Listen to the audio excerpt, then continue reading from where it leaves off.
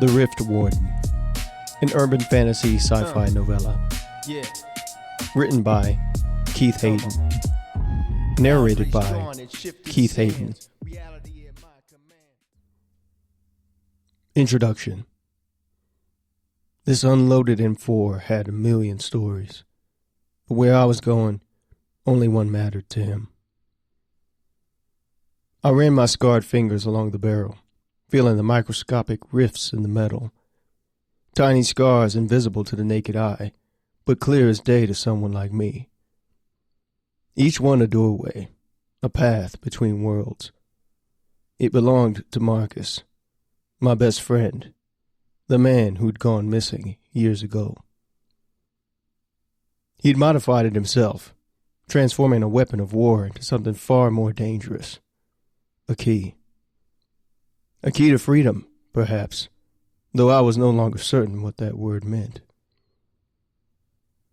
Las Vegas shimmered outside my hotel window, a mirage of neon broken by animal-humped mountains in the back. Most people saw just one version, their version, but I knew better. Vegas exists in every reality, always a nexus point where the walls between worlds grow thin. Something about the contradiction of it. A city of permanence, built on impermanence, of wealth erected in a desert wasteland. That's Vegas. It creates opportunities. The ultimate illusion of choice where the house always wins. My phone buzzed. The screen displayed only a stylized eye, the symbol of oversight. My employers, my masters, my purpose. Agent Calloway. The voice was feminine, but artificial. Report status.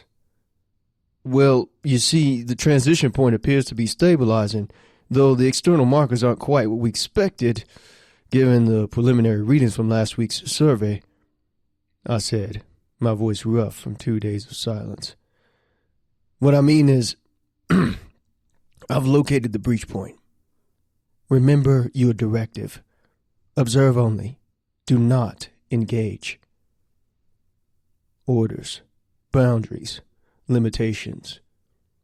The framework within which I had defined my existence for years. Was this freedom? To serve willingly?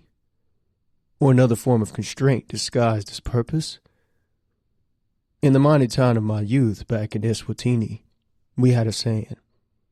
The canary sings sweetest in its cage, but still longs for the sky. I glanced at the photograph on the nightstand. Marcus and me, standing before the Bellagio fountains. His arm draped over my shoulder.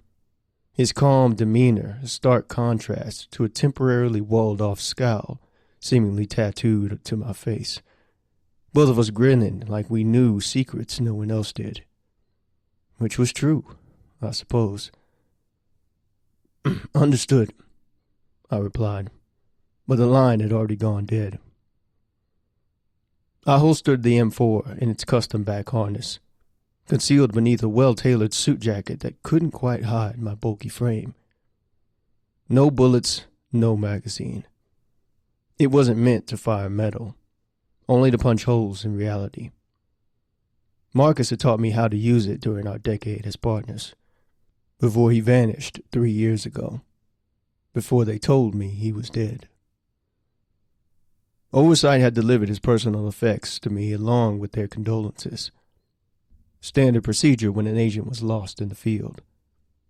The rifle, the only thing I kept, was among them, a breach of protocol that couldn't have been accidental.